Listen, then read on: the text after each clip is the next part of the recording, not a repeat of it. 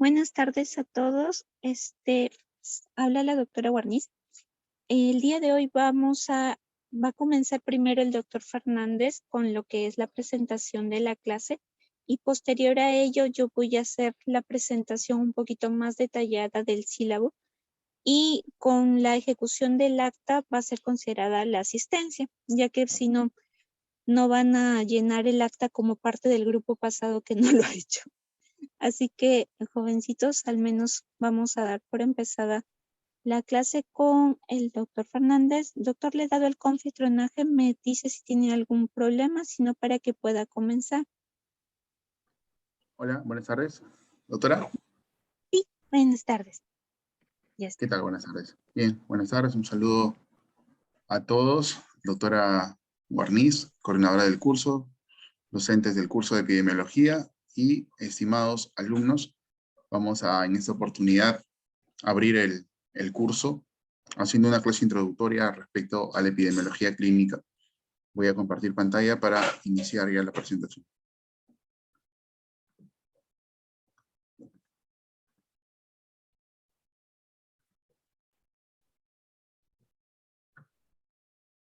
Bien, vamos a hablar sobre lo que es la introducción a la epidemiología clínica.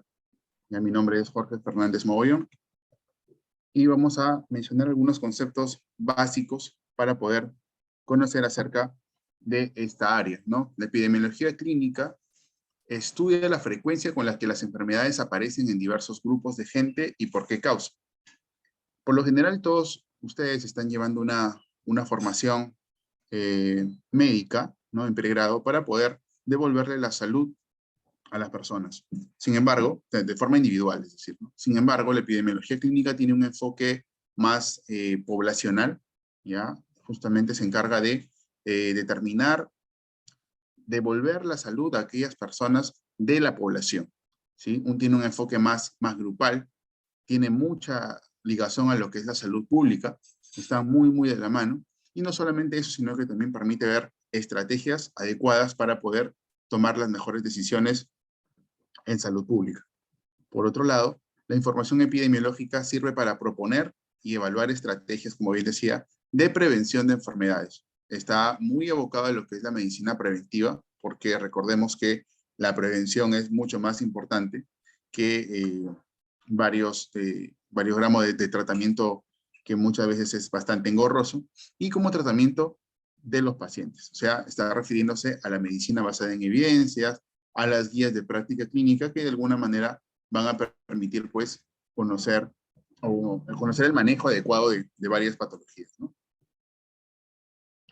Según Fletcher, es uno de los libros clásicos de epidemiología clínica, vamos a ver que considera a la epidemiología clínica como una ciencia que consiste en formular predicciones sobre pacientes concretos. O sea, se está refiriendo a que de alguna manera podríamos nosotros avisorar en base a estudios clínicos quiénes son los que podrían tener o padecer tal o cual enfermedad, o quiénes tendrían ciertos factores de riesgo para complicación o incluso muerte.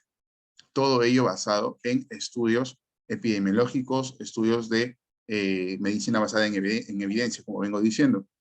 Desarrolla y aplica métodos de observación que den lugar a conclusiones válidas, evitando las equivocaciones derivadas del error sistemático y del azar.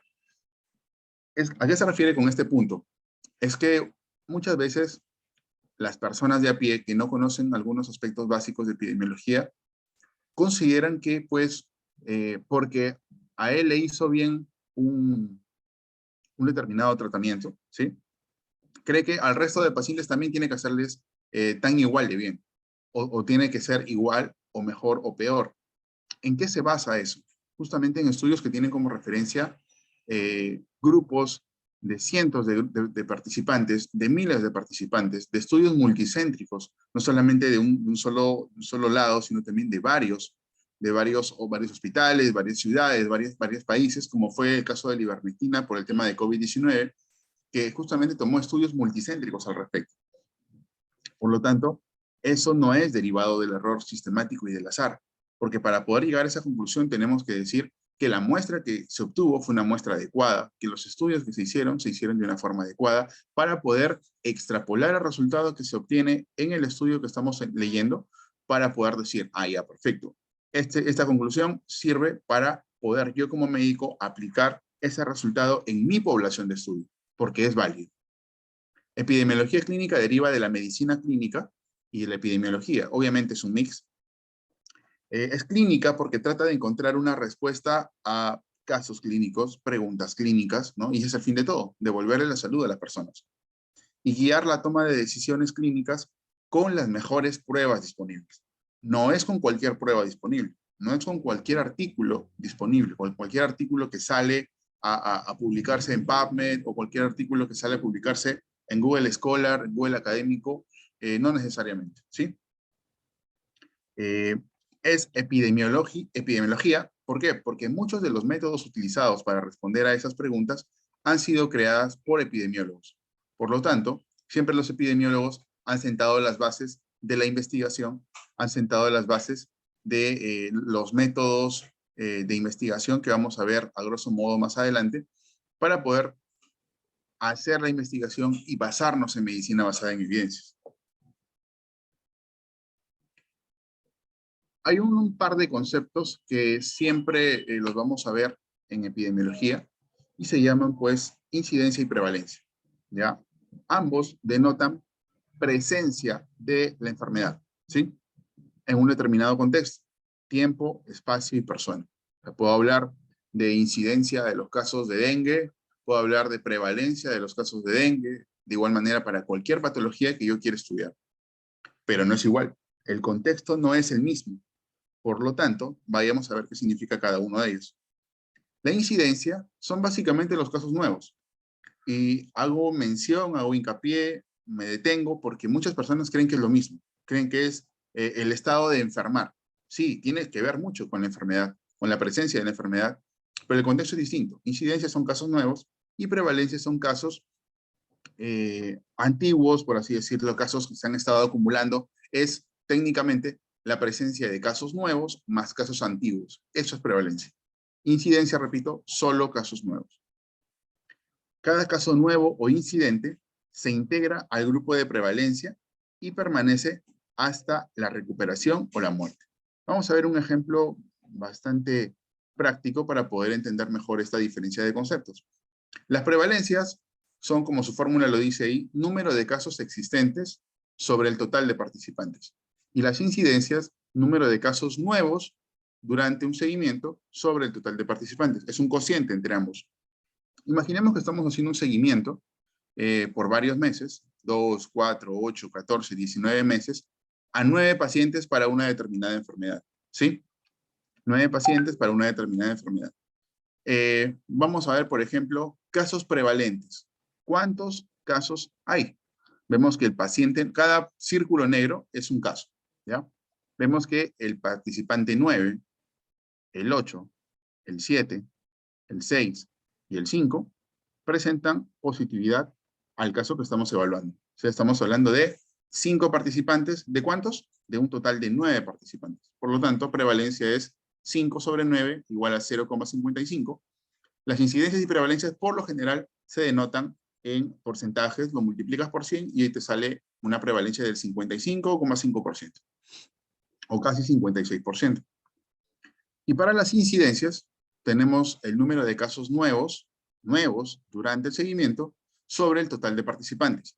¿Cuántos? Se supone de que, a ver, el participante 9 y el 6 ya tienen antecedentes de haber tenido la enfermedad. O sea que nuevos no son.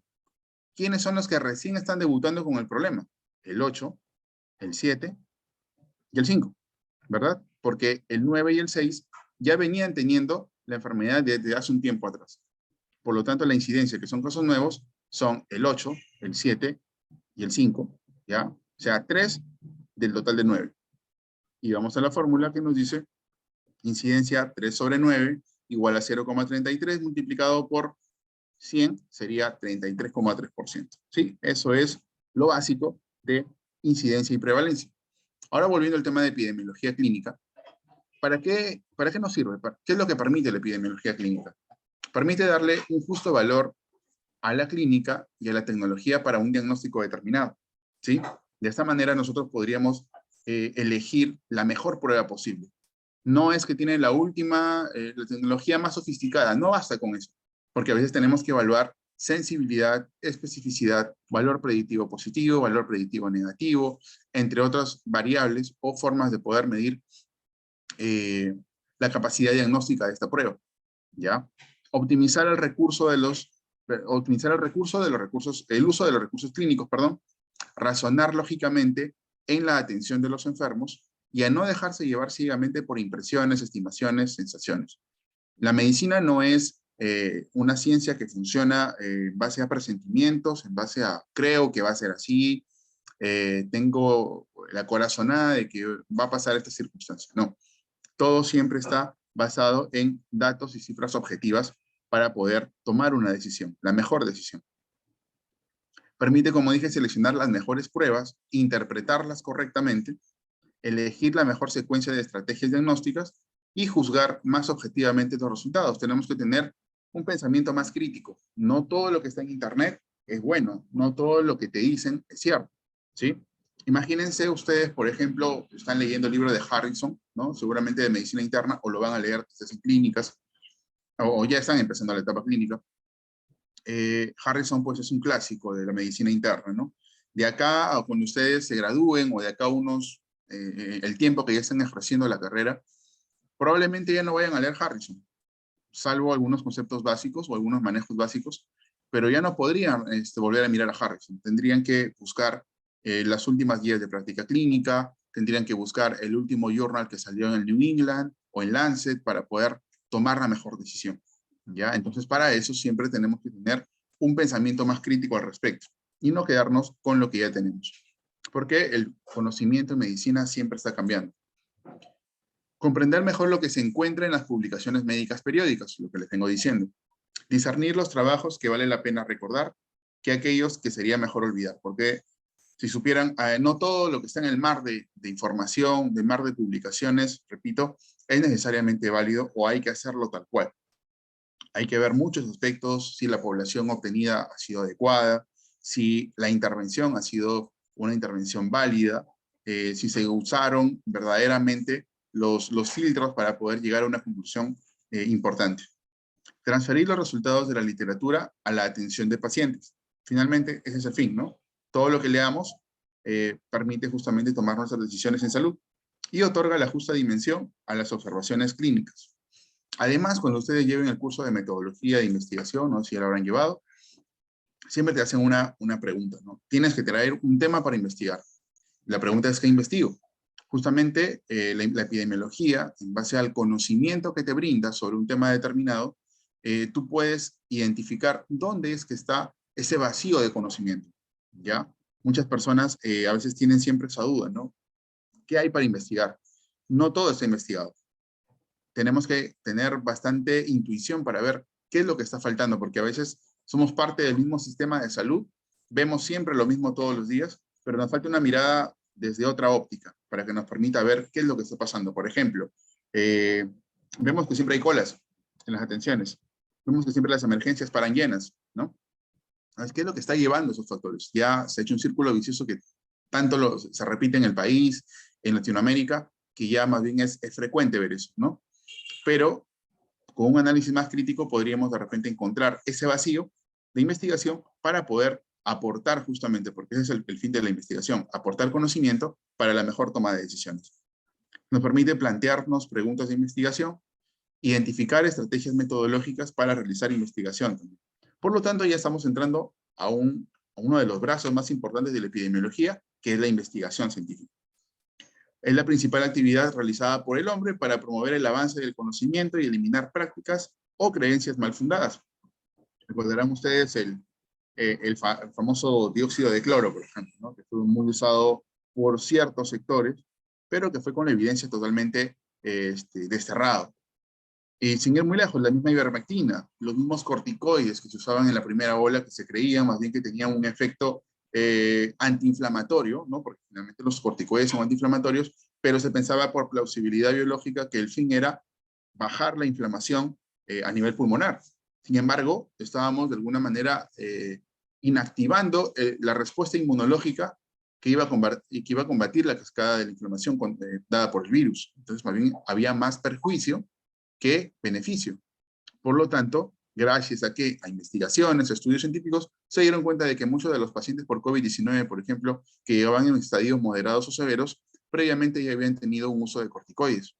Entonces, esto hacía que también el paciente se pueda complicar. Por ejemplo, aplicaciones y ejemplos de estudios científicos, ¿no? Aquí tenemos una tabla de 2×2, un clásico, justamente en epidemiología, que tengas una tabla de 2×2 que te permita ver dos variables, una tabla de doble entrada. En esta entrada en columnas tienes la variable que se llama producto de bajo peso al nacer, o tener un hijo, un recién nacido, con bajo peso al nacer. Y en filas tienes la exposición pasiva al humo de tabaco, en filas, ¿no? O sea, por un lado, producto de bajo peso, y por el otro lado, exposición pasiva al humo de tabaco. Bien, entonces comienzas a armar tu tabla, cuántos sí tuvieron bajo peso y a la vez estuvieron expuestas al humo de tabaco, cuántas sí tuvieron productos de bajo peso al nacer y a la vez no estaban expuestas al humo de tabaco y así por el estilo. Va llenando la tablita de 2×2. Sin embargo, imaginemos, de repente acá dice que 853 mujeres que sí estaban expuestas al humo, de forma pasiva, al humo del tabaco, sí habían tenido un producto de bajo peso al nacer. Pero nada más, te dice esta tabla. No te dice que la exposición pasiva al humo de tabaco está relacionado estadísticamente con producto de bajo peso al nacer, o que el humo del tabaco sea causa-efecto de tener un producto de bajo peso al nacer. Aquí no se ve causalidad, solamente es un número, es una estadística, es un porcentaje, es una frecuencia, pero no una asociación.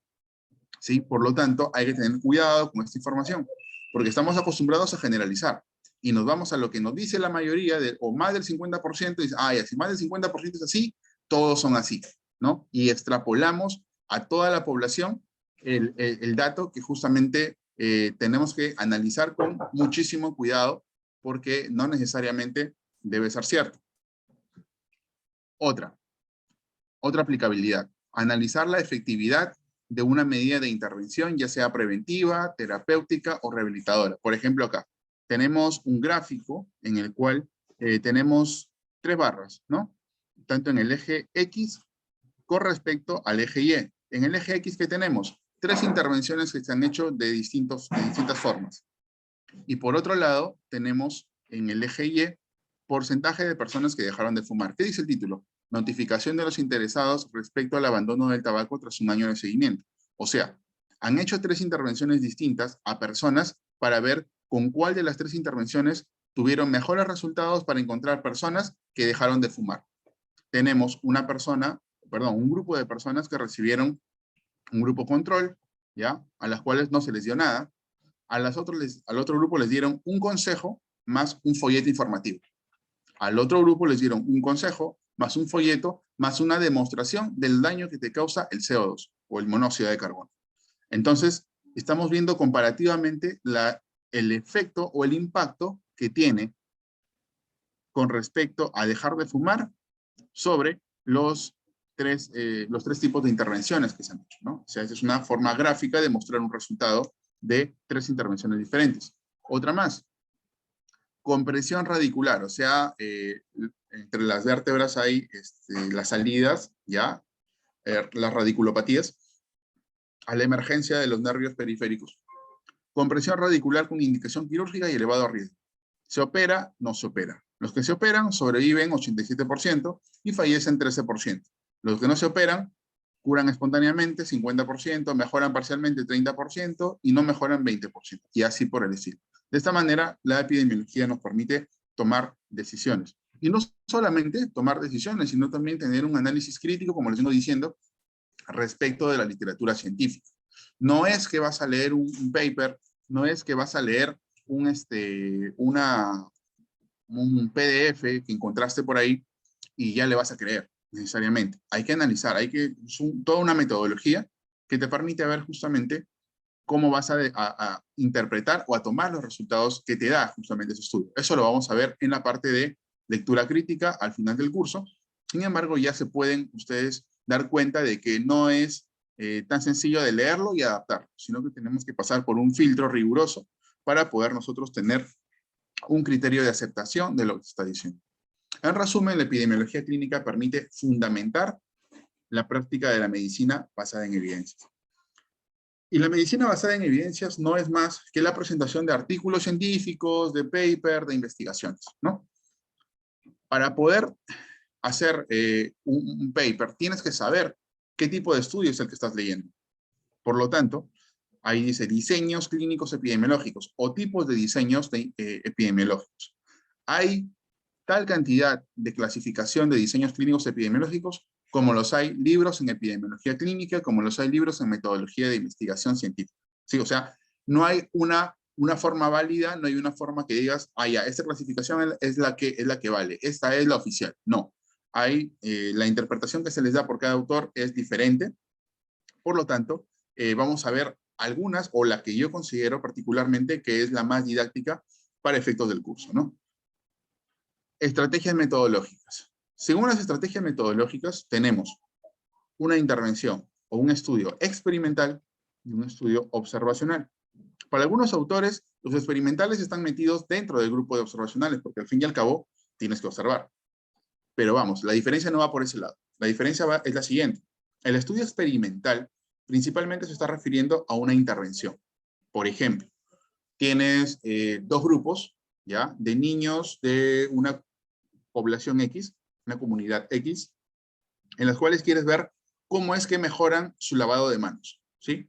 Entonces, tienes un grupo de niños A y un grupo de niños B. Al grupo de niños A les vas a solamente dar un jabón para que les digas, lávense las manos, ¿sí? Y al grupo B les vas a dar un jabón más una demostración de cómo es que tienen que lavarse las manos. Y al final vas a comparar los resultados en ambos grupos, ¿ya? Vas a comparar los resultados en ambos grupos y vas a decir en cuál de los dos grupos tuviste una mejor respuesta respecto al lavado de manos, si en el grupo A o en el grupo B. Esa es la intervención experimental. Pero la experimental también se presta para comparar, así como se han comparado intervenciones, para comparar también medicamentos, tratamientos, manejos. Quiero ver si el medicamento A es mejor que el medicamento B para mejorar ese tipo de enfermedad. Y comparas, ¿no?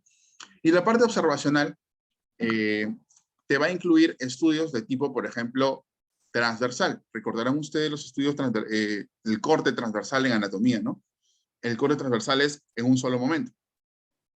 Por lo tanto, quiere decir que para el estudio transversal, lo tengo aquí mejor, aquí. Y ahí viene otro concepto. El estudio transversal y longitudinal. El transversal es en un solo momento. Quiere decir que a todas las personas, a todos tus participantes, los has intervenido una sola vez. Me explico.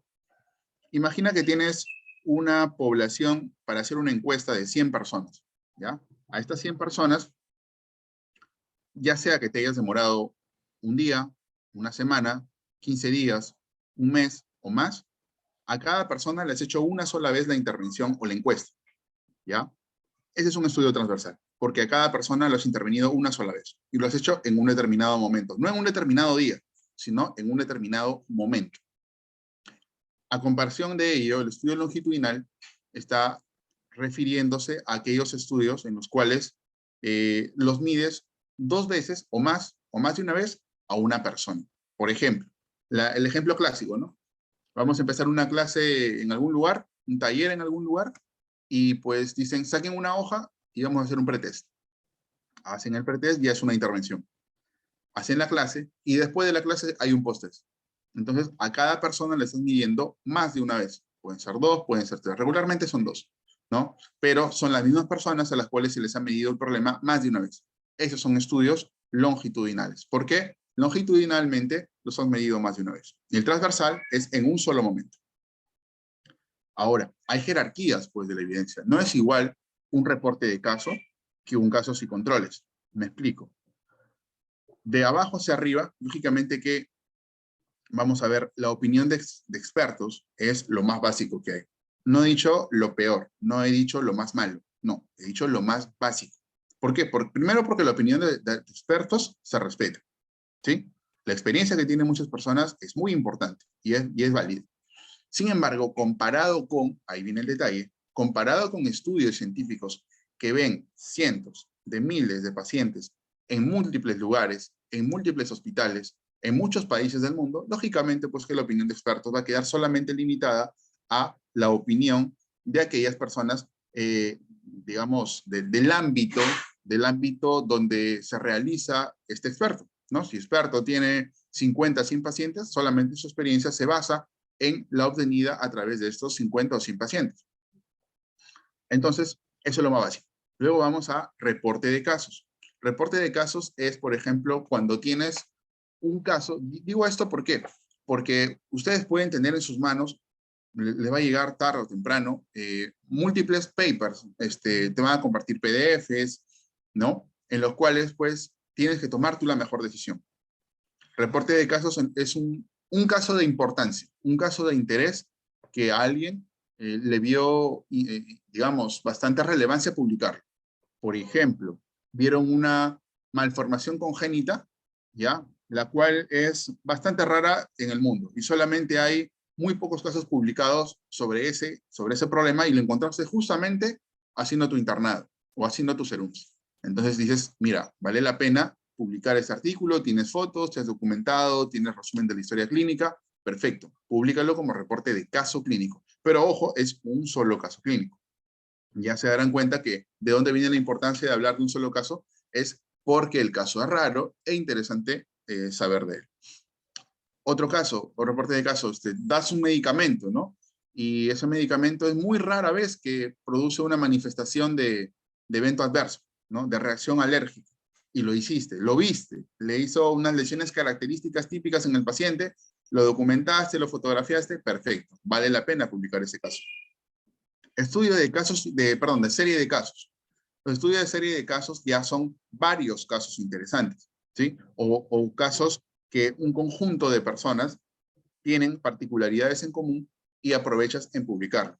Y recuerdo el caso, que lo leí la otra vez, acerca de aquellas personas, aquel reporte de una serie de casos que salió en una revista de Nueva York, eran pacientes neoyorquinos, los cuales estaban perdiendo peso, tenían vómitos, tenían diarreas, tenían linfocitos TCD4 bajos y venían por dificultad respiratoria, ¿ya? La particularidad que tenían, o lo que tenían en común ellos, eran que eran personas homosexuales.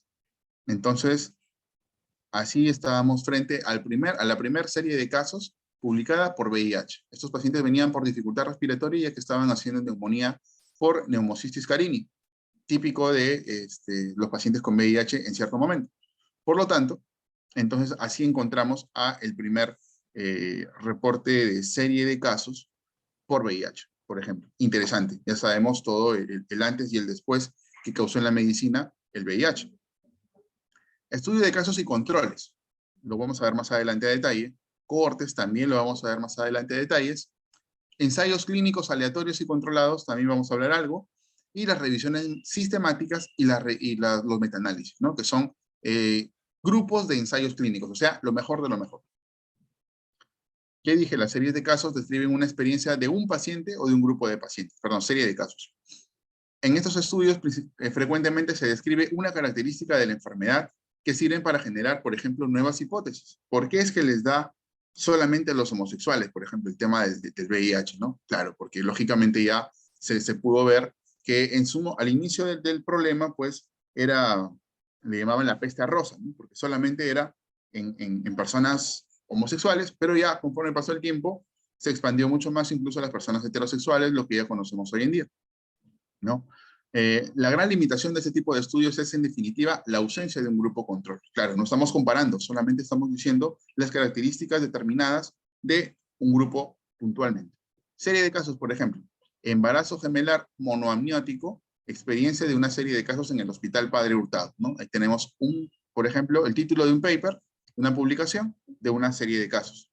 Otro, reporte de un caso, en singular, embolia de la arteria mesentérica superior. Algo de interesante, ha tenido ese estudio y lo han podido publicar de esta manera, ¿no? Estudios transversales, los que dije que se hacen en un solo momento. Ya estamos hablando de encuestas, ya estamos hablando de algunas tesis, estamos hablando de recopilación de datos de historias clínicas de pacientes para publicarlos. Son fáciles, relativamente fáciles, económicos generalmente, son útiles para investigar exposiciones que constituyen características como por ejemplo raza, edad o sexo, ¿no? Los usos de los estudios transversales, por ejemplo, tienen impacto en salud pública. Tenemos, por ejemplo, que ayudan a varios ámbitos de la medicina, como por ejemplo salud, medicina ocupacional, salud laboral, incidencia de enfermedades, por ejemplo, de epidemiología de campo. Ahorita, por ejemplo, tenemos un brote de dengue en Saltur, Saña. Entonces, no es igual hablar del brote de dengue ahorita que los que hemos tenido en otros momentos, ¿no? Hay que ver justamente el impacto, el escenario, tiempo, espacio y persona. Los estudios transversales, ¿qué ejemplos tenemos? Los que ustedes deseen. Número de enfermos con diabetes en un tiempo y lugar dado. Esto es clave porque el tiempo, siempre he dicho tiempo, espacio y persona. Número de integrantes por familia en el distrito de La Victoria en Chiclayo. Promedio de edad de los individuos usuarios o no de servicios de salud. Nivel de satisfacción de los pacientes según tipo de médico de cabecera, entre otros. Lo que ustedes quieran evaluar. Hasta ahí hemos hecho estudios, hemos hablado de estudios descriptivos, transversales, en un solo momento. Sin embargo, los resultados obtenidos en estos estudios no nos van a permitir extrapolar esos resultados a la población global, a la población total. Solamente van a servir para poder ser utilizados en el grupo que fue estudiado. Y a veces no es lo que se quiere. A veces se quiere extrapolar el resultado y decir, mira, encontré en este paper este resultado y quiero que me sirva para mis pacientes también. O sea, quieres un estudio que sea mucho más extrapolable su resultado. Para eso requieres estudios de otro nivel. Es un escalón más los estudios analíticos. Y los estudios analíticos son de dos tipos. Estudio de cohortes y estudio de casos y controles. Estos, a comparación de los estudios transversales que son netamente descriptivos, estos estudios analíticos te van a dar un plus. Ese plus se llama, la parte analítica, se llama OR, odds ratio, para los estudios de casos y controles, o riesgo relativo, RR, para los estudios de cohortes. Vamos a hablar sobre eso. Los estudios de cohortes ya refieren, la palabrita cohorte refiere a las cohortes que se hacían en la antigua Roma y seguían a cierto grupo de personas, ya que eran por lo general soldados. Actualmente se usa el término cohortes para términos de investigaciones, en los cuales estás siguiendo a un grupo determinado de personas hasta que realice un outcome o un resultado o un evento de interés para tu estudio. Por ejemplo, tú tienes personas, un grupo de personas obesas, esa es tu población, y lo sigues en el tiempo hasta que realicen un evento de interés. Tú quieres ver cuántos de los pacientes que tienen ahorita obesidad, por ejemplo, van a hacer un infarto agudo de miocardio o van a hacer un accidente cerebrovascular. ¿Qué tiene que pasar para eso? Tienes que reclutarlos, seguirlos en el tiempo y esperar que hagan el evento. Sin embargo, ya de antemano les estoy queriendo decir que el investigador va a tener que, pues, a ver, tener bastante tiempo para poderlo seguir, hacerles un seguimiento exhaustivo, porque muchos se pueden ir a otra ciudad, los puedes perder, entonces ya tienes pérdidas en tu estudio y eso no es tan buena idea. Por lo tanto, ya estamos hablando de estudios de cohortes son más costosos y podrían traer un poquito de problemas dependiendo del enfoque y lo que quieras hacer. No siempre los estudios de cohorte tienen este problema, porque pueden ser cohortes de 15 días, cohortes de 20 días, cohortes de un mes, de años también de seguimiento. Así que no siempre está ligado a una mala idea. En el grupo anterior, alguien me dijo, bueno, voy a pasar a las casos y controles y luego les digo lo que me preguntan. Es un estudio de tipo analítico, observacional. Analítico, ¿por qué? Porque te va a permitir, ¿qué cosa? Hacer, su nombre lo dice, un análisis. Y el análisis va en que te va a permitir decir si es un factor de riesgo o te va a ayudar a buscar causalidad. Ya no vas a quedarte solamente en decir, de los que fumaron, 20 tuvieron producto de bajo peso al nacer. Ese solamente es un número. No me estás diciendo asociación, no me estás evaluando nada más allá que decirme un porcentaje o una frecuencia. Eso era el estudio descriptivo transversal. Este estudio analítico ya te hace, como su nombre lo dice, algo más, te da causalidad.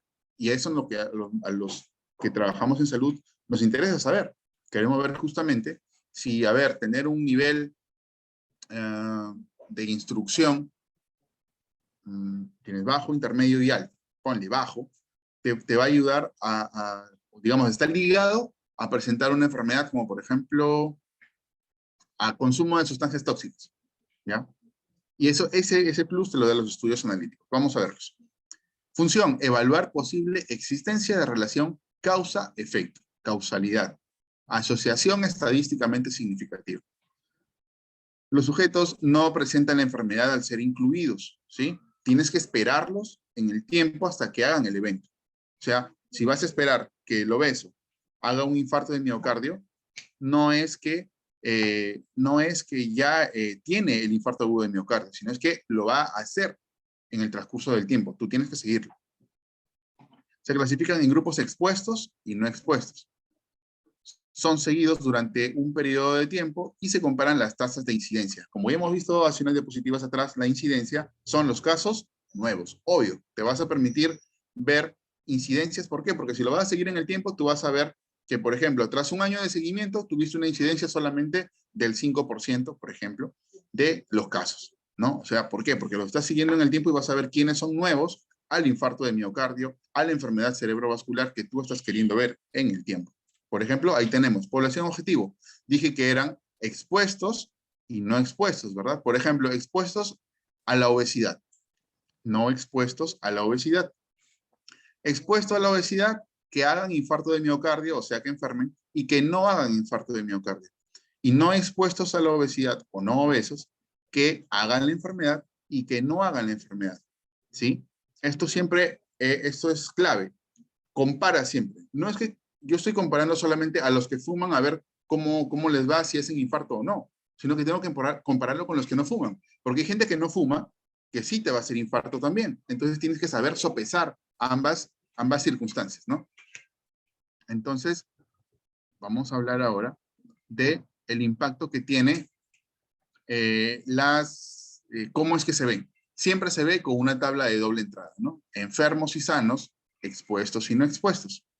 ¿Ya? Los enfermos y los sanos son al evento que tú lo estás queriendo ver. Infarto de miocardio, enfermedad cerebrovascular, etc. Y los expuestos y no expuestos son los que, como dije, en fila siempre va al factor de riesgo que tú le estás queriendo colocar, o lo que tú estás queriendo evaluar. Por ejemplo, obesidad, tabaco, consumo de anticonceptivos orales, lo que tú quieras ver. ¿Y cómo mides este dato? ¿Cómo mides el dato del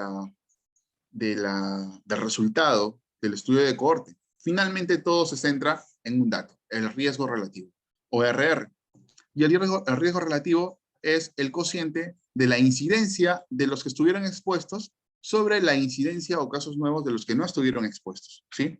Ahora los paquetes estadísticos ya te lo dan automáticamente, pero tienes que saber de dónde sale.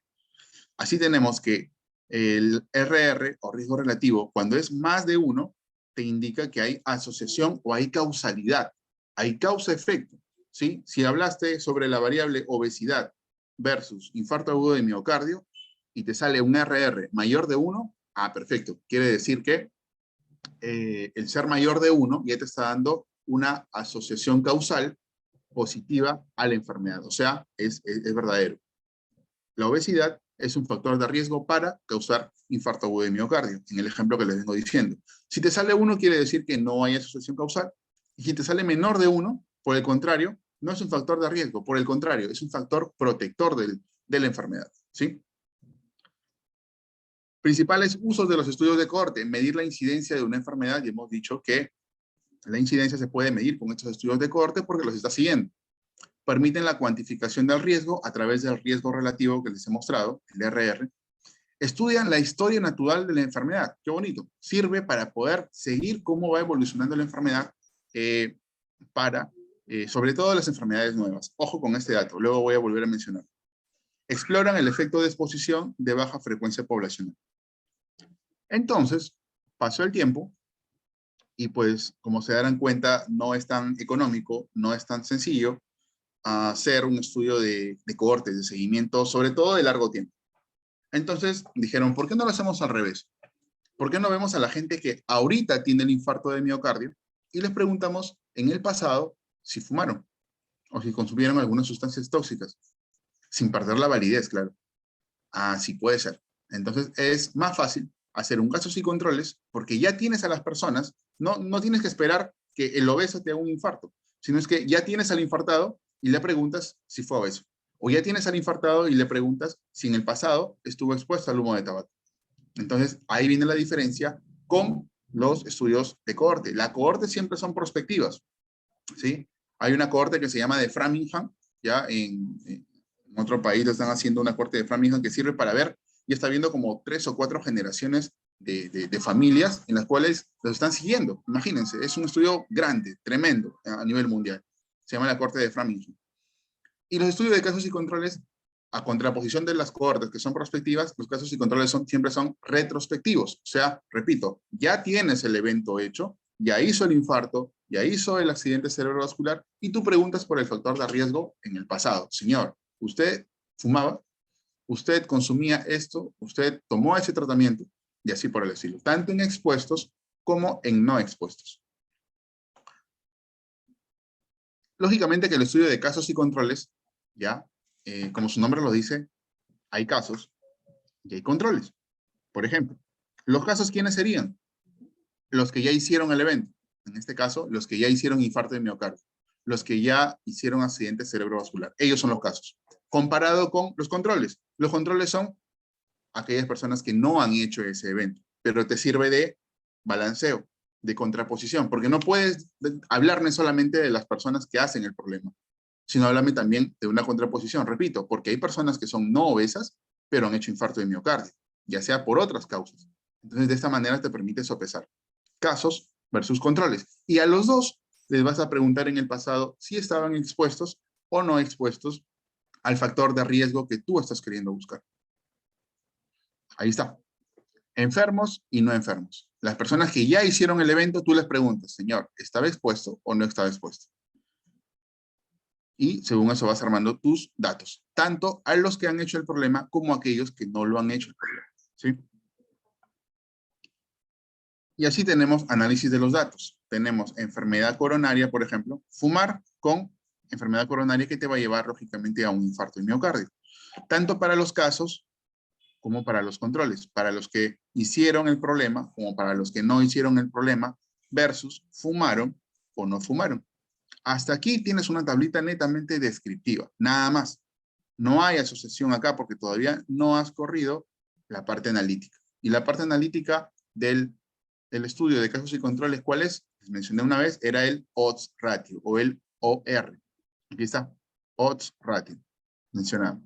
Es igual al riesgo relativo. ¿Cómo se interpreta? Lo vamos a ver. Esto marea, chicos, un poquito. Yo lo entiendo, es peor si no lo han visto antes, pero eso con la práctica y poco a poco en el transcurso lo vamos a poder ver con más detenimiento. Y la fórmula del OR es proporción de expuestos en los casos sobre proporción de expuestos en los controles y te va a dar un OR. En este caso el OR es 1.62. ¿Sí? Cuanto más OR tengas, cuanto más RR tengas, lógicamente que va a haber más asociación. ¿Por qué? Porque mira cómo se interpreta. Ya te dije, sale más de 1, hay asociación. Sale 1, no hay asociación. Y sale menos de 1, no es asociación. Más bien es un factor protector. ¿Y cómo lo interpretas un OR de 1.62? Los sumadores tienen 1.62 veces el riesgo de tener una enfermedad coronaria que aquellos, ¿comparado con quién? Comparado con aquellos que no fuman. De esta manera se interpreta. Así, si te sale más de 1, tienes 5 veces el riesgo, tienes 10 veces el riesgo, N veces el riesgo de hacer la enfermedad coronaria comparado con aquellos que no fuman, ¿no? Diferencia entre casos y controles y cohortes. Ya, en los casos y controles, los individuos se seleccionan de acuerdo a la enfermedad y se observa qué sucedió en el pasado. Y en las cohortes, se seleccionan los individuos de acuerdo a la exposición y se espera hasta observar si la enfermedad se presenta o no. Y por último, los ensayos clínicos, que son digamos, los experimentos por excelencia, ¿no? Voy a hacer un experimento y a este ratoncito A le voy a colocar este medicamento y versus ratoncito B, y luego veo qué pasa, ¿no? O medicamentos, ¿no? Ponen a prueba las hipótesis. Yo creo que el medicamento B es mejor. Si me quedo con esa hipótesis de que el medicamento B es mejor, puedo estar equivocado. Puede que sea cierto, pero ¿qué es lo que tengo que hacer para estar verdaderamente cierto o verdaderamente seguro de que el medicamento B es mejor? Compararlo con otro, pues. En este caso lo comparo con el medicamento A, que puede ser otro tipo de medicamento o puede ser nada. En el caso de los pacientes, no puedes decir a ti te doy nada, porque los pacientes que están en el hospital están por algo y no es ético que no le des nada porque ellos están ahí por recuperar su salud. Ese es otro tema de ética que no voy a detallar ahora, pero lo que les puede dar es, habrán escuchado ustedes la palabra placebo, ¿no? El placebo no es más que una sustancia que no tiene un efecto comprobado. Puede ser pastillas que no tienen ningún principio activo, ¿sí? Puede ser a nivel inyectable, puede ser cloruro de sodio y así por el estilo. No tienen ningún efecto de importancia, ningún principio activo que tenga que ver con eso. Proveen evidencia científica sólida y el ensayo clínico es otro level, ¿no? Impactan sobre la práctica médica, consagran un nuevo estándar, generan más preguntas e impulsan el progreso médico. Y al igual que parecido a lo de casos y controles y cohortes, tenemos dos brazos.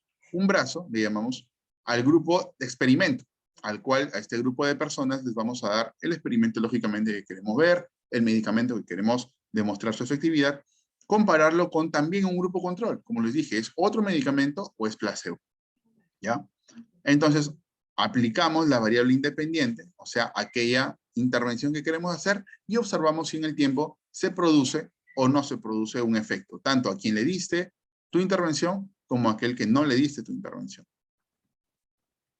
Los ensayos clínicos, control... Ah, bueno, me estaba olvidando. Alguien me preguntó en el grupo anterior y me dice, doctor, pero si los estudios de cohorte se siguen en el tiempo y son tediosos de hacer, ¿por qué mejor no hacemos siempre estudio de casos y controles? Porque ya tenemos el evento hecho y preguntamos solamente en el pasado si estuvo expuesto o no expuesto. ¿Por qué no hacemos solamente casos y controles, que es más fácil hacerlo que seguir a tantas personas en un estudio de corte? Le contesté que depende. Depende de lo que quieras hacer. Depende del estudio que quieres hacer. Lógicamente, si no tienes muchos recursos económicos, logísticos, personales, de poder realizar un estudio de corte por tiempo y otros factores, sería mejor que hagas un estudio de casos y controles que vas a permitir ver la exposición en el pasado. Sin embargo, repito, depende de lo que quieras hacer. Ahorita, por ejemplo, en el mundo se está hablando mucho, se está escribiendo mucho sobre el long COVID o el COVID prolongado. Lo que están haciendo es, por ejemplo, reclutar personas que han tenido COVID desde la primera ola. Ustedes saben que el COVID es nuevo, ¿no? Y se decían muchas cosas del COVID, que se trata de eso, se trata del otro, que es una simple gripe, que lo combates con esto, y sin embargo no fue tanto así lo que nos dijeron al comienzo de todo, ¿no? Hemos ido aprendiendo, lamentablemente, con el tiempo y con bastantes bajas y con bastantes problemas de salud. Por lo tanto, están siguiendo a las personas que han tenido o que están teniendo COVID en el transcurso de este tiempo para poder evaluar los efectos que tiene el COVID. Por ejemplo, ahorita se sabe que las personas que han tenido COVID están con algunos síntomas depresivos, están con algunas tendencias suicidas en algún porcentaje. Las personas tienen una predisposición a lo que es tienden a hacer cefaleas a repetición, tienden a hacer problemas cardiovasculares como taquicardias, tienden a hacer otros problemas que estamos conociendo recién justamente porque con el long COVID ya lo estamos conociendo. Esta es una cohorte de pacientes con COVID que es necesario que lo sigan para poder nosotros seguir conociendo sobre la enfermedad. Por lo tanto, en estos casos sí vale la pena hacer un seguimiento, incluso a largo plazo, para conocer más de la enfermedad y para responder muchas dudas respecto a aquellos que tienen COVID y no saben si lo que tienen es long COVID o no. Entonces, en ese caso sí es bueno mantener ese tipo de estudios, ¿no? Para terminar, el ensayo clínico controlado es un estudio experimental que puede durar desde días a años. Lo puedes hacer en animales de experimentación, de laboratorio, lo puedes hacer haciendo intervenciones, comparando grupos, grupo A versus grupo B, le doy un folleto, le doy una charla, una demostración, o también comparar medicamentos en el ámbito hospitalario. Estudio controlado es en el diseño de investigación se están definidas las variables y los mecanismos de control de dichas variables. para evitar sesgos y las variables de confusión. Por lo general son prospectivos, ¿ya? Su desarrollo ocurre a lo largo de un periodo de tiempo, como digo, porque tenemos que esperar si aparece el efecto o no. Y es aleatorio. Es importante la aleatorización en el ensayo clínico, porque de alguna manera nosotros tenemos que darnos cuenta de que si yo selecciono a dedo a las personas, yo siendo especialista en, por ejemplo, cardiología, si yo soy especialista en cardiología y selecciono a dedo a los participantes, puede ser que haya un sesgo del azar, ¿verdad? O que yo esté condicionando la aparición de ciertos problemas en ciertas personas que yo sé que tienen su condición de salud que los puede predisponer a eso. Entonces voy a tener un resultado errado, tendencioso. Por eso siempre se hace una aleatorización. Y lo hace otra persona a veces, para que un tercero de esta manera pueda prestar mayor seriedad al estudio y se diga, sí, un tercero hizo la aleatorización y él designó quiénes iban al grupo A y quiénes iban a recibir el medicamento B. De esta manera, nosotros estamos dando confianza de que el resultado que se obtiene ha sido producto del azar. Hay estudios doble ciego, simple ciego, triple ciego, justamente que el que va desarrollando el estudio no sabe si el paciente es del grupo A o del grupo B, porque lógicamente si yo soy el dueño del ensayo clínico, soy parte del equipo de investigadores, yo voy a querer de repente demostrar el efecto de A por encima del efecto del medicamento B. Así que si yo sé que este paciente Juan Pérez está en el grupo A y está en mi hospital, en mi servicio, pues voy a tratar de influir directa o indirectamente para obtener un resultado que estoy esperando. Entonces, si yo no sé si el señor Juan Pérez está en el A o en el B, lógicamente que voy a tener un comportamiento ciego. Y eso es mejor para evitar un resultado tendencioso, ¿no? La muestra debe ser suficiente y lo que se busca siempre es el mejor resultado para poder tener la mejor evidencia disponible para un tratamiento. Básicamente es eso. Bien, no sé si hay hasta ahí alguna pregunta en esta primera sesión.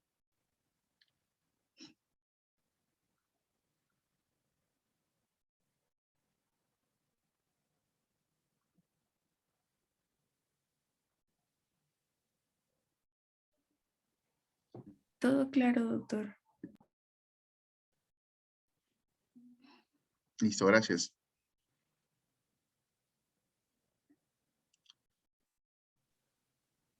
Gracias, doctor, también por su presentación. Creo que les ha servido bastante de introducción para los temas que van a venir. Entonces, si no hay más preguntas, vamos a dar paso a lo que es la presentación y detalle de lo que es el sílabo y así también el cronograma de programación. Mientras tanto, hay dos alumnos que quisiera saber si están presentes, porque son los únicos que no le pude ubicar mientras iba viendo el registro de las asistencias, y son Mario Alejandro Díaz González y el otro alumno era Jorge Luis Salomón Temoche.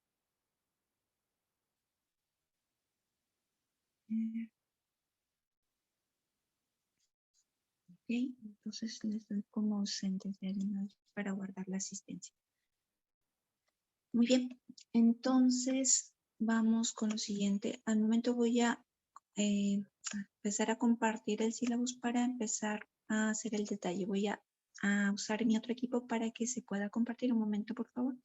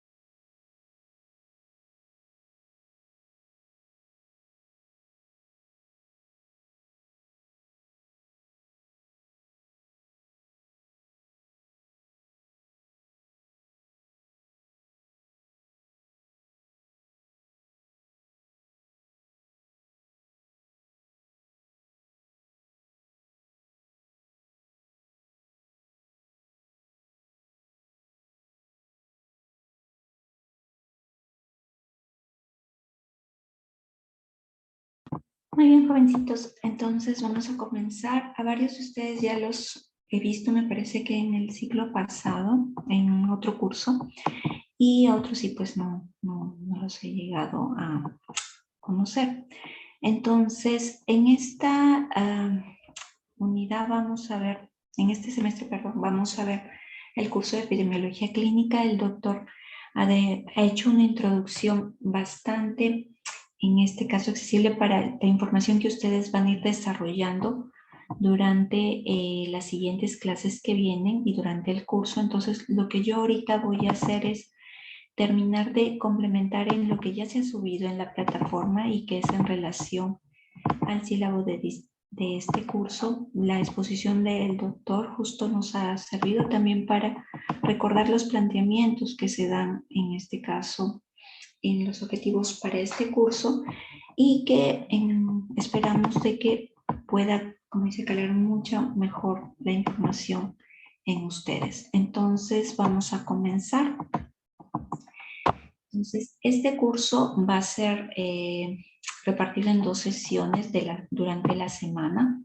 Son 5 horas en las cuales se van a desarrollar y con el grupo de ustedes tenemos los días lunes, en este horario de 5 a 8, y la siguiente sesión para ustedes, probablemente nosotros nos habían facilitado inicialmente que era los jueves en la tarde 2 a 4, pero justo con el grupo previo hubo un problema con las aulas y nos enviaron una corrección de horario que ponían viernes de 12 a 2. Entonces probablemente es el que les ha llegado. Entonces en sí son 2 sesiones que se desarrollan durante la semana.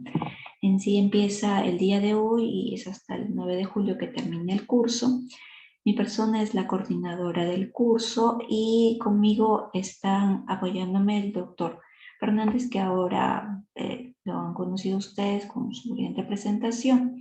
El doctor Osada es el otro colega que nos va a apoyar también para la parte de asesorías, puede que también para la segunda clase teórica, que es en la primera clase de la segunda unidad, y el doctor Ocaña, que lo van a ver bastante frecuente durante las sesiones y que también va a estar a cargo de las asesorías, sobre todo para parte de la elaboración de sus temas de exposición, pero sobre todo van a hacer mucho hincapié en la asesoría de los informes, tanto de la primera unidad. Doctor Ocaña, buenas tardes. Acá el doctor Ocaña justo está acá presente, entonces el doctor Ocaña lo van a ver bastante, igual que el doctor también Fernández. Doctor Osada, mucho va a depender, a veces su agenda es un poquito apretada, pero él está presto a apoyarlo, sobre todo a los grupos que trabajen con él, que quieran trabajar con él, haciéndole lo que es el comunicado de que es la asesoría, es decir, por correos. Acá, como ustedes pueden visualizar, están los correos institucionales, pero de todas maneras, si es que me facilitan en este grupo, si su delegado, se les enviaría también algunos de sus correos personales, que es más fácil a veces que puedan responderles, porque a veces los institucionales mucho depende de cuando entramos a nuestras sesiones. Y también para facilitarles el número del colega pertinente si es que justo queda en una sesión y capaz no se pudo dar. Pero en el grupo pasado no le pude entregar porque no había un delegado propiamente que sea, bueno, al menos que se hubiera designado en ese momento, entonces por eso no. Si en este grupo ya hay alguno para fechas, se brinda dicha información. Si todavía no lo hubiera, en la siguiente clase, si ya lo tienen, en este caso designado, me comunican y se les brinda dicha información. Mientras tanto, cualquier cosa por mi correo institucional, algunos de ustedes me parece que de parte del ciclo todavía capaz tengan mi número, y si no, al final de la presentación les facilito dicho número. Entonces, somos nosotros 4 los que vamos a estar en este ciclo para este curso, y como ya mi colega lo ha hecho la presentación, es un curso en el cual van a complementar muchos de los datos que se están dando y que han ido revisando en otras grupos. Ya, Valeria, tú Valeria, eres la delegada, entonces a ti te facilito dicha información. Y este curso tiene como objetivos poder aplicar todo lo que el doctor Fernández ha ido mencionando durante su exposición, o sea, revisar a mayor detalle justo varias de las medidas que se utilizan para elaborar obviamente las investigaciones respectivas, el análisis sobre todo de dicha información.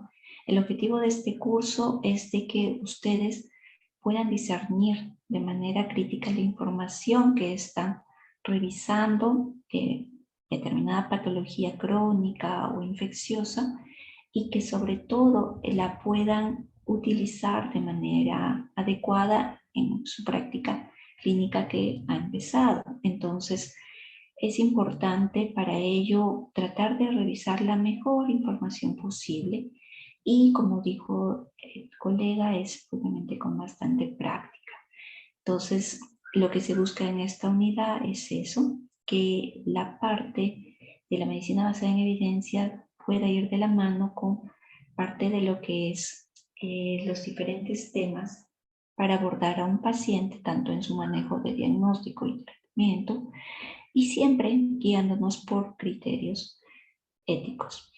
Es importante que ustedes recuerden que epidemiología clínica no solo es un curso que van a llevar durante su formación de pregrado, sino que va a ser parte de su día a día cuando ustedes hagan sus prácticas clínicas, porque van a ver que cuando se pase una visita o se analice un caso clínico, siempre nos va a ayudar, en este caso, haber podido revisar qué herramientas diagnósticas o qué esquemas terapéuticos tienen mejor evidencia y con menor chance de generar mayor complicación en lo que son, obviamente, los pacientes.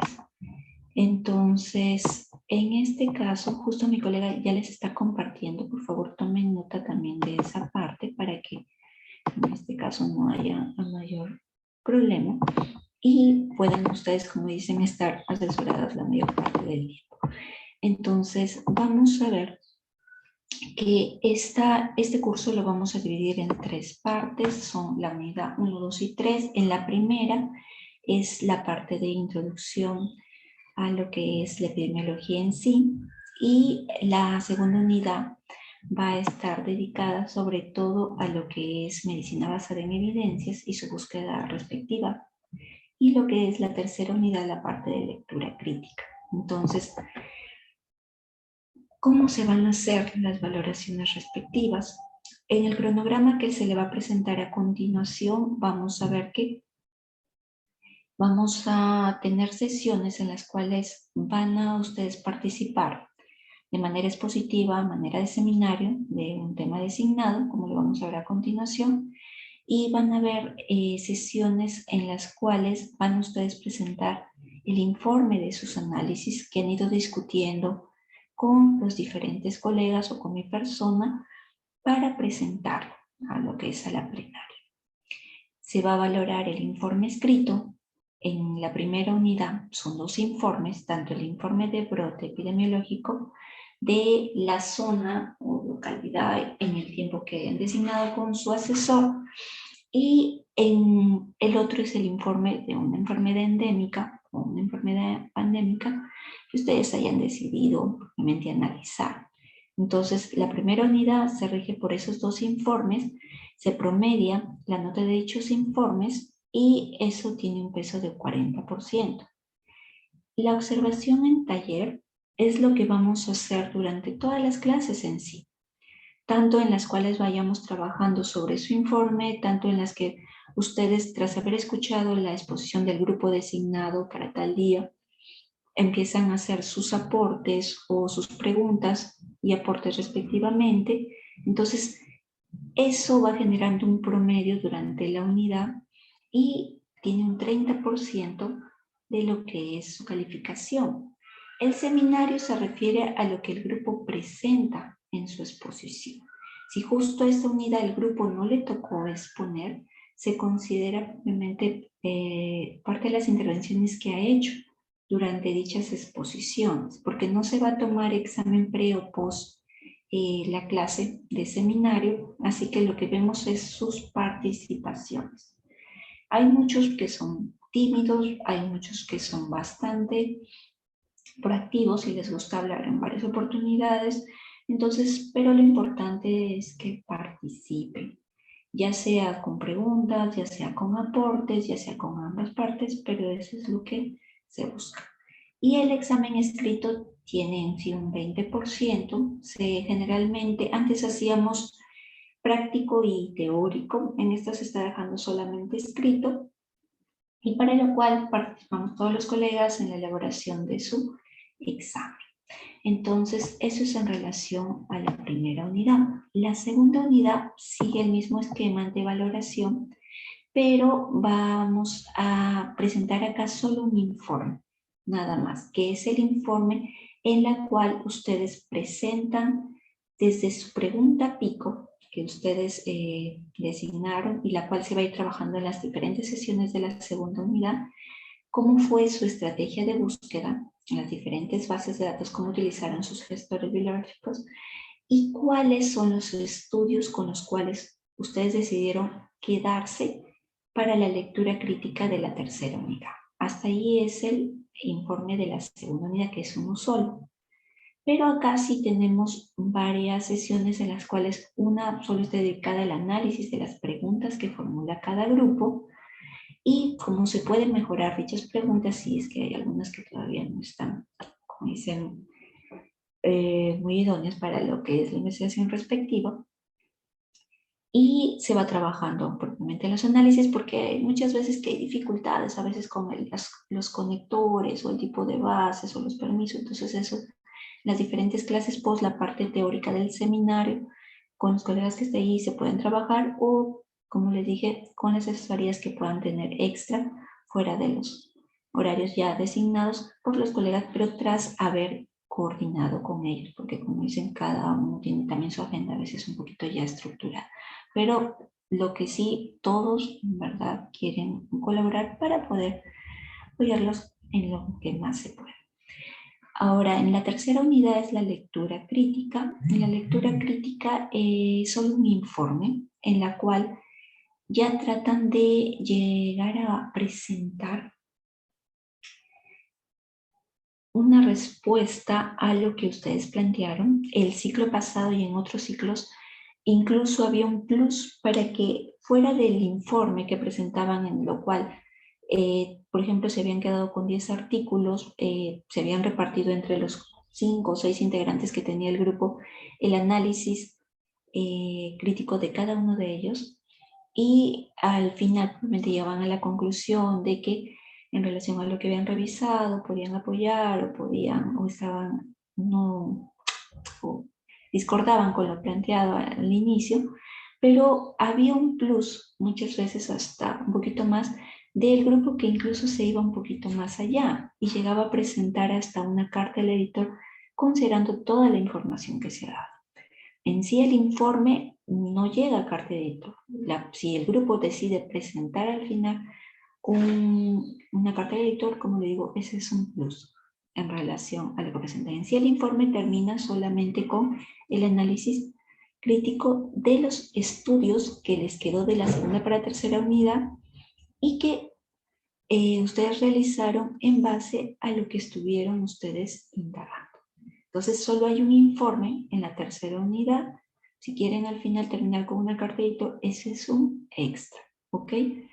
Igual también para eso cualquiera de los colegas pueden ir asesorándolos, ustedes van presentando y bienvenido.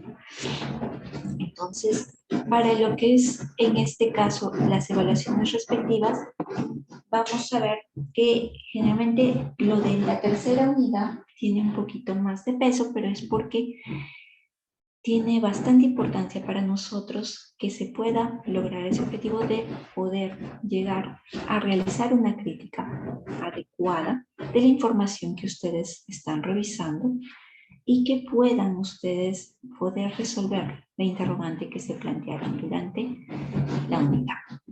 Ahora, en relación a lo que es la bibliografía, esta es una parte. Después, conforme vamos asesorándoles a cada grupo de acuerdo al tema que van a presentar o desarrollar, muchas veces le podemos ampliar la bibliografía.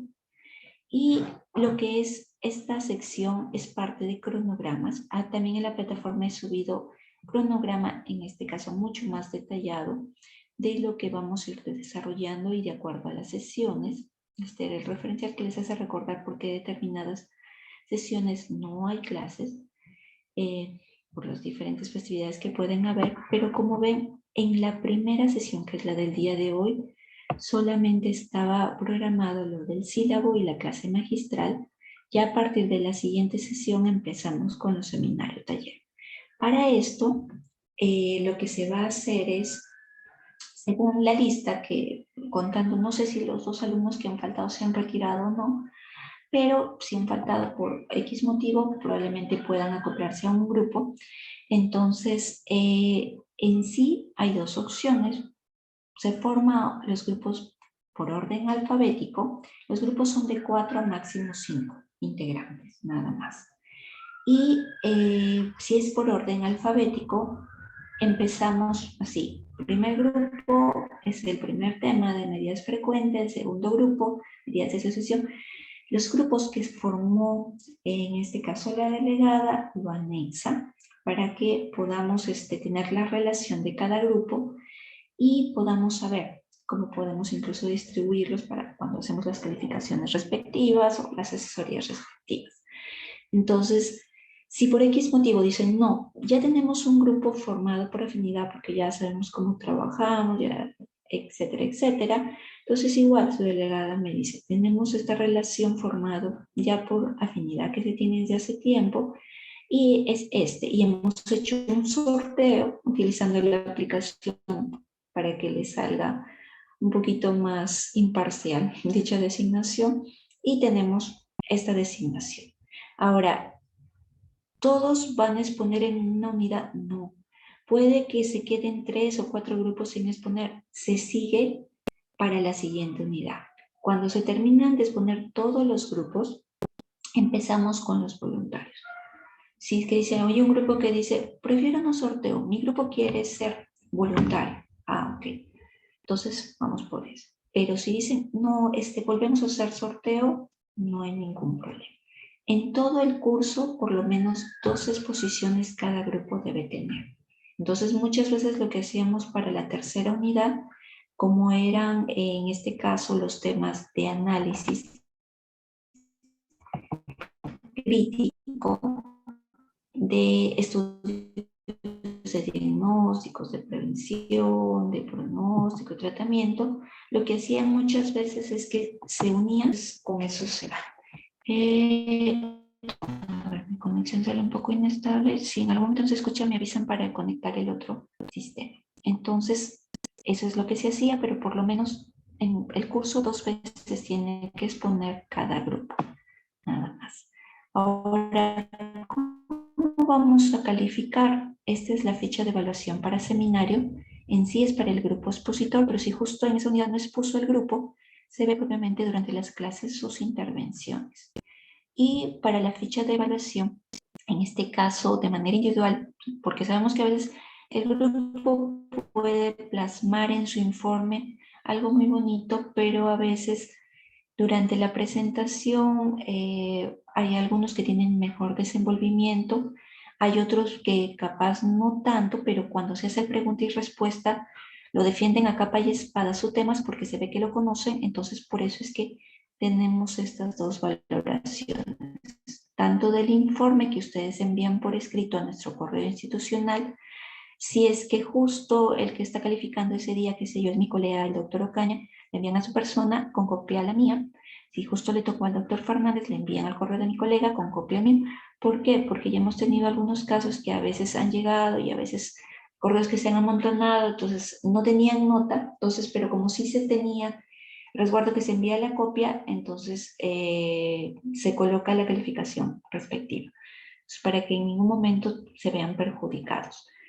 La parte de lo que es la ficha de evaluación del taller, como ustedes ven, bastante hacemos incidencia, la participación, qué interés incluso van mostrando durante el tema, cómo incluso han buscado información extra para complementar, incluso en algunos talleres podemos hacer ejercicios, sobre todo cuando veamos tipos de estudios, ahí se pueden hacer ejercicios o algunos tipos de ejercicios con medidas de frecuencia o las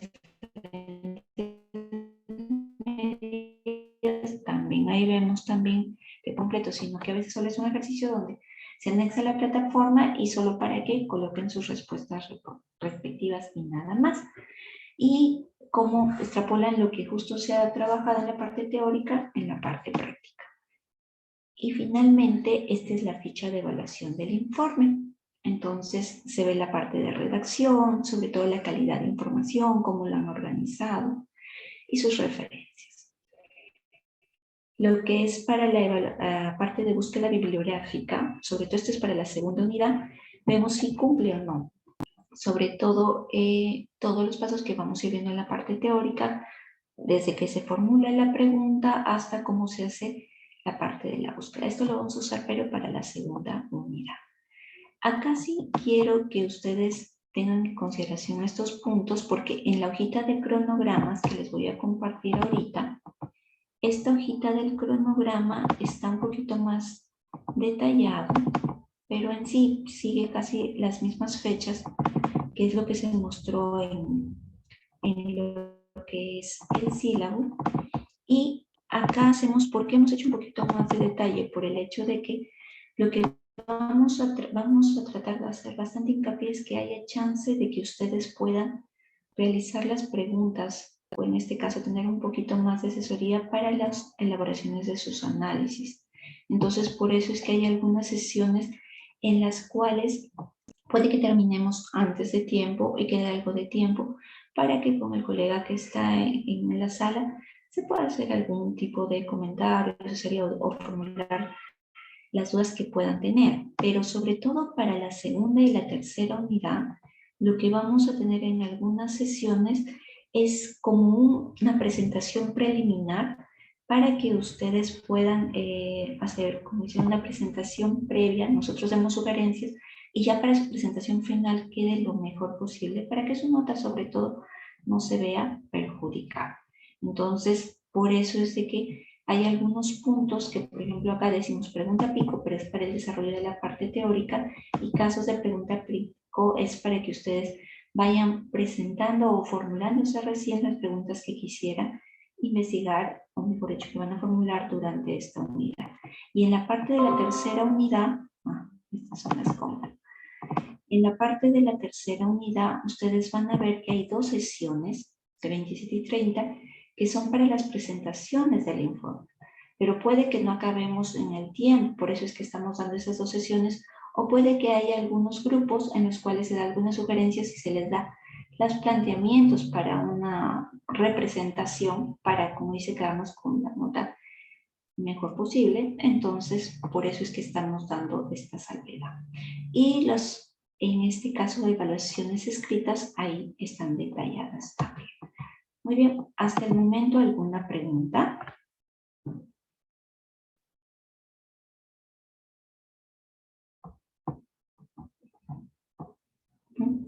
Muy bien, entonces ahorita lo que van a realizar, punto 1, descarguen sus sílabos para que también se pueda formular. En el grupo pasado, más bien, incluso solamente un grupo presentó, pero me ayudó también para ver lo de la lista, porque todos supuestamente habían aceptado, pero solamente un grupo en este caso pudo descargar para el acta respectiva. En el caso de ustedes, cuando he visto la lista, dos solo han faltado, entonces supuestamente cuando hagan la confirmación de la acta, solamente dos estarían que no llegaron a recibirlo. Entonces, a ver, unos minutos para que vayan haciendo de una vez el descargue respectivo, para yo también confirmar la parte del acta.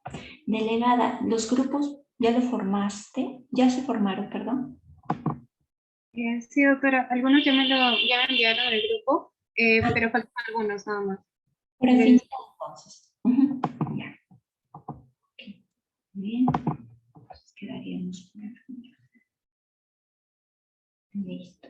Entonces, delegada, disculpa, ¿cuál es tu número? A ver. Así como me enviaste el mensajito por el interno. A ver. Ya. Valeria Celes, ¿no? Está.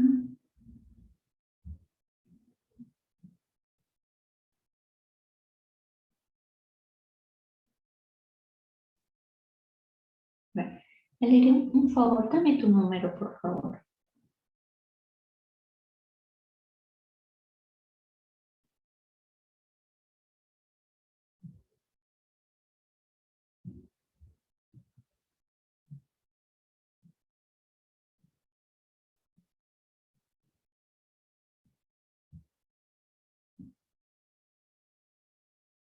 Ya está.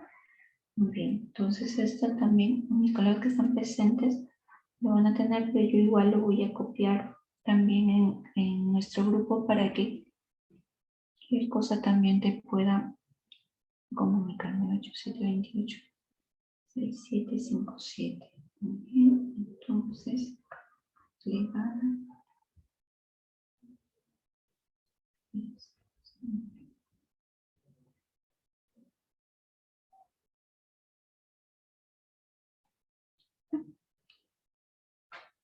Muy bien. Ok, jovencitos. Entonces van a hacer, si es por afinidad, van a hacer su sorteo. ¿O hay algún grupo voluntario que quiera comenzar?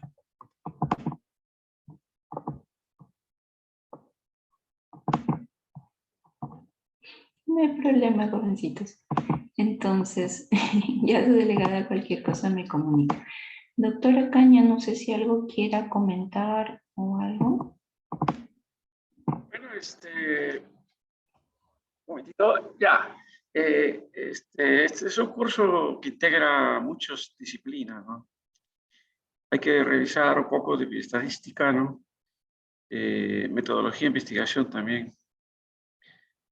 Más adelante, cuando se vaya avanzando bueno, la parte de estudiar un brote, que es una competencia que tenemos que hacer en todos los grupos, yo sugiero que revisen qué problema podría ser más factible en su escenario donde están, ¿no?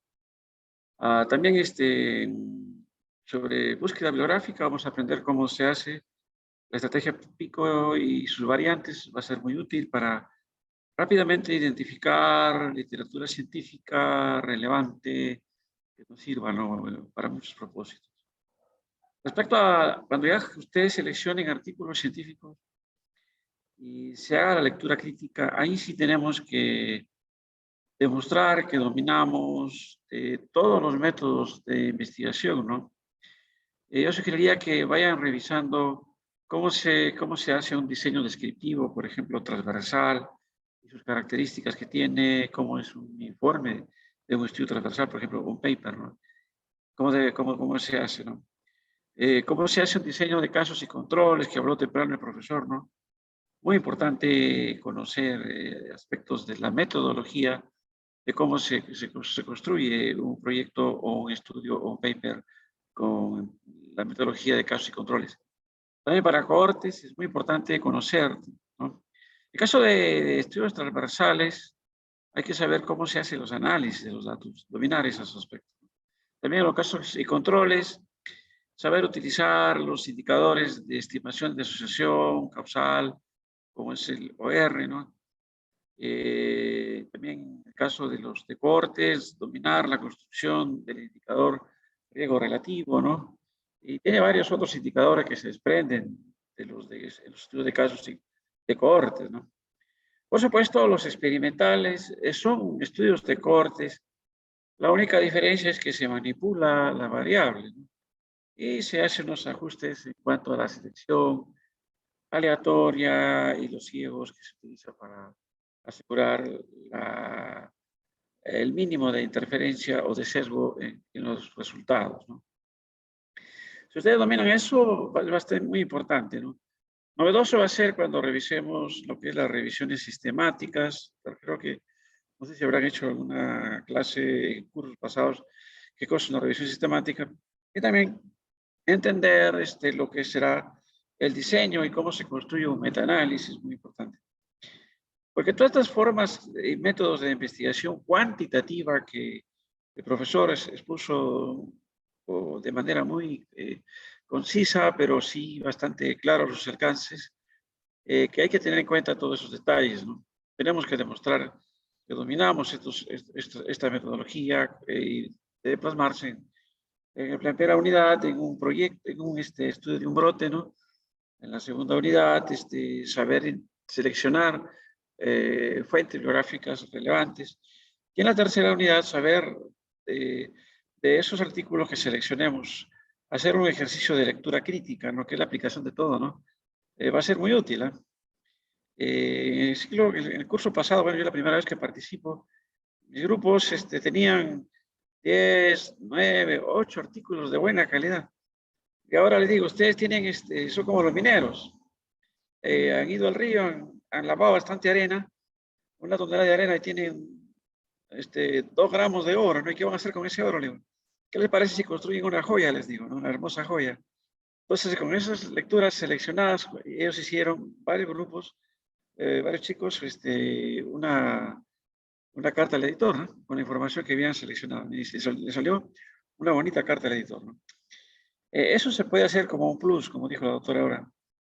Los invito entonces a integrarse a este curso y va a ser muy interesante porque estas herramientas que van a aprender acá, sobre todo lo que es medicina basada en evidencias, va a ser muy útil. Y al diario nosotros los médicos lo utilizamos para enriquecer nuestros conocimientos y ofrecer lo mejor a la persona, a la familia y la comunidad. Eso quería yo reforzar. Gracias. Ok, doctor, muy amable, gracias, más bien.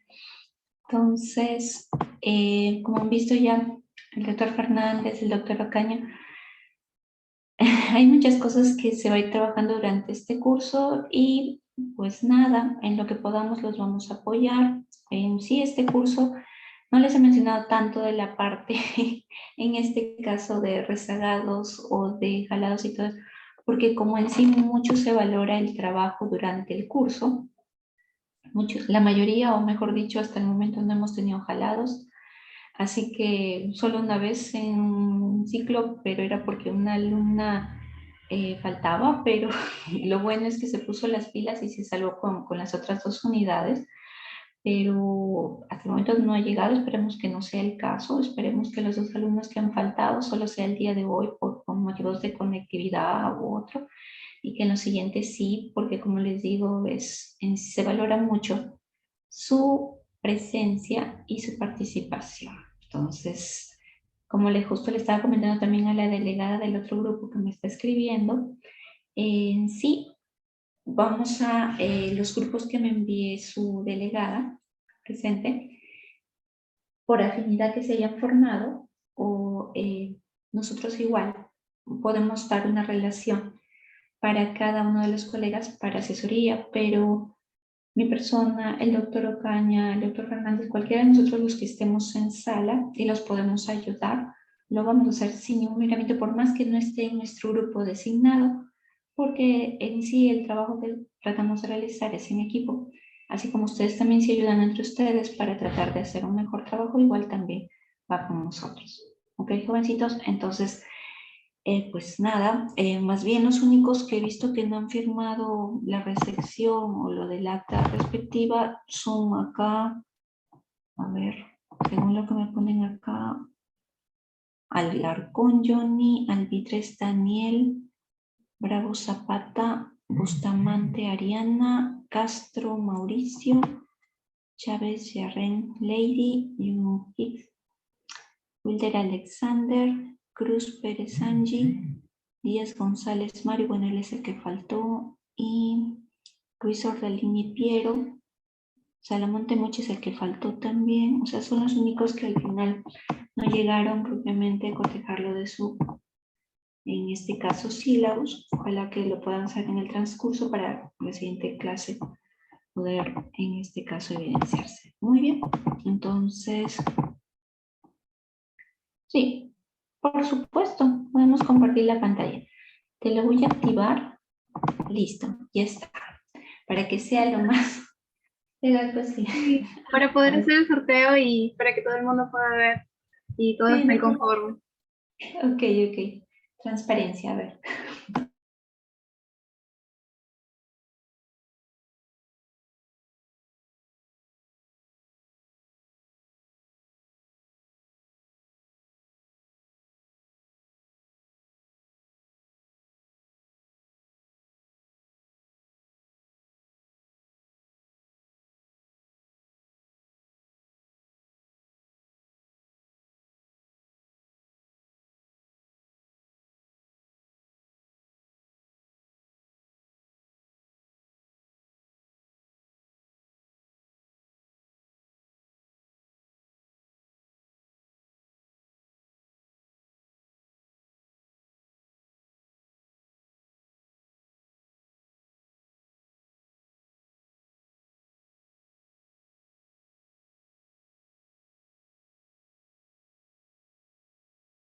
¿Vas a compartir, Valeria? Porque ya está activado. Ah, ok, perfecto.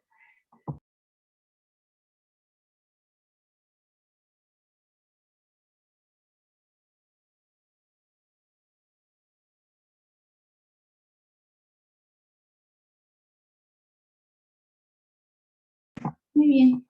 Valeria, tu grupo es el número 1. Así que a empezar a desarrollar. Ya está, doctora. Muy bien, ahorita les voy a compartir también acá y lo voy a dejar grabado también para que mis colegas también lo tengan a la mano. Muy bien, listo. Ok, eso sería todo por el día de hoy. Grupo 1, vaya obviamente a revisar. Ya justo el doctor Fernández les ha hecho una introducción para que ustedes den nociones de lo que van a ver y buscar. Y en este caso no hay límite de tiempo para su presentación en exposición. Tampoco hay límite en las estrategias que quieran utilizar. ¿Por qué les digo? Porque hay algunos grupos que son más positivos, o sea, presentan la información. Hay otros grupos que les gusta trabajar de manera interactiva con sus compañeros. Entonces, terminan su presentación y lo que decía de hace 2 ciclos generaba preguntas y les permitía a sus compañeros, en este caso, participar, ya sea predefinido que lo tenían ya para las respuestas o también de manera espontánea. Y hay otros que proponían justo un ejemplo, como se vio en la clase inicial, y lo discutían. Entonces, no hay reparos en el límite del tiempo ni en la estrategia que quieran utilizar. ¿Ok? Eso no hay ningún problema. De acuerdo a lo que presenten mi persona o mis colegas que estén como yo en ese momento, le complementamos. Doctor Ocaña siempre está dispuesto muchas veces a compartir también ejercicios o más información, y el doctor Fernández, como han visto, está también dispuesto en lo que pueda también a esclarecer todas las dudas que se generen. Ok, jovencitos, si no hay ninguna pregunta más, vamos a dar por terminada la sesión del día de hoy. Así que hablen ahora, llegaron los que faltaron. A ver, dime, Valeria. Sí, doctora, una pregunta. Los asesores nosotros los podemos elegir, ¿verdad? Por supuesto, no hay ningún problema. Ningún problema. Eso, como les he dicho justo a su colega del otro grupo, yo les puedo poner los asesores, como dicen, como para ser un poquito más equitativo, pero a veces, qué sé yo, hemos tenido problemas de que no llegaban a tener mucho contacto por motivos X, entonces podían recibir asesoría del que estaba designado y de cualquiera de nosotros que estábamos en clase. Como les digo, al final los 4 docentes somos un equipo y nuestra misión es apoyarlos propiamente a que puedan llevar lo mejor posible el curso, pero sobre todo de que se les pueda quedar lo que se quiere impartir durante esta asignatura. ¿Ok? ¿Alguna otra pregunta más?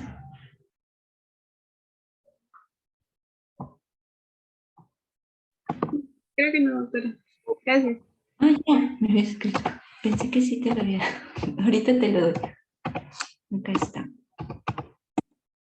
Si por X motivo no te contesto un momento, me escribes nada más. A veces soy mala para responder justo si estoy en otra cosa, pero apenas veo los mensajes yo los respondo. ¿Ya? Muy bien, jovencitos. Gracias a todos por su participación. Los que se dijo que no habían llenado su acta, por lo menos, denle su clic. Y los que faltaron, la siguiente clase, por favor, que estén de abanderados participando. ¿Ok? Muy bien, eso sería todo. Doctor Ocaña, doctor Fernández, muchas gracias por su presencia y esperemos que podamos hacer el mejor posible este curso. Hasta luego. Doctora, disculpe una consultita. Sí, el viernes, bueno, en el sílabus dice que el viernes, el lunes y el viernes también de la otra semana toca seminario taller, ¿no? ¿Es después del seminario nosotros iríamos, por ejemplo, para los talleres con los asesores así o solo sería finalizando? No, finalizando la clase, si hay alguna duda, justo se menciona. En el aula, sí, normal. Sí, una subadla para trabajar, pero si no hay ninguna duda, como dicen, salen y revisan. Si hay alguna duda, correos. Correos les responderemos. ¿Ya? No te preocupes. Ya, doctora, gracias. Ok. Bien, eso sería todo entonces. Cuídense bastante y hasta la siguiente clase. Hasta luego, doctora. Muchas gracias. Hasta luego, doctora. Gracias. Hasta luego, doctora. Hasta luego, doctores. Gracias. Hasta luego, jóvenes. Hasta luego, doctores. Hasta luego, doctores.